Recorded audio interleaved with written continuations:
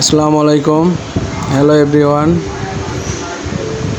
আমি মূলত আজকে সকালবেলা উঠলাম, উঠে আগে গরুর জন্য এই ঘাস কাটবো। ঘাস কাটার জন্য রওনা দিলাম। প্রথমে গেলাম আমার গাড়ি নিতে, গাড়ির কাছে আসলাম, গাড়িতে চাবি দিলাম, গাড়িটি বের করে নিলাম, নিয়ে মূলত রাস্তায় এসে চলা শুরু করলাম। চলতে চলতে আমার ঘাসের জমির কাছে এসে গেছি। আর অল্প কিছু সময়ের মধ্যে পৌঁছে যাব। সকালের ওয়েদারটা অনেক ভালো লাগতেছে। আমার ঘাসের জমির কাছে এসে গেলাম, যে ঘাসের জমির পাশে দিয়ে আর একটু সামনে যেতে হবে।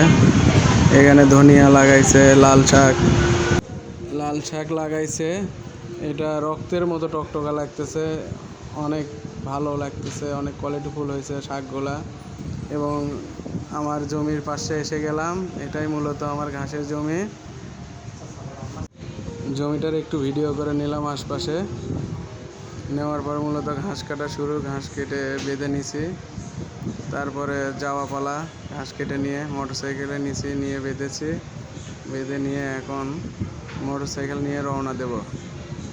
এসে গরুকে খাবার দিলাম, গরু মজা করে খাচ্ছে। আসলে গ্রামের ওয়েদারগুলো অনেক সুন্দর লাগে। আমার দুটো খাসি আছে, খাসিগুলো অনেক সুন্দর এবং গরুগুলো অনেক মজা করে খাচ্ছে। দেখেন, এটা আমার শখের থেকে ভিডিওটা করা। আমি অতটা ভিডিও করতেও পারি না এবং ভয়েস দিতেও পারি না।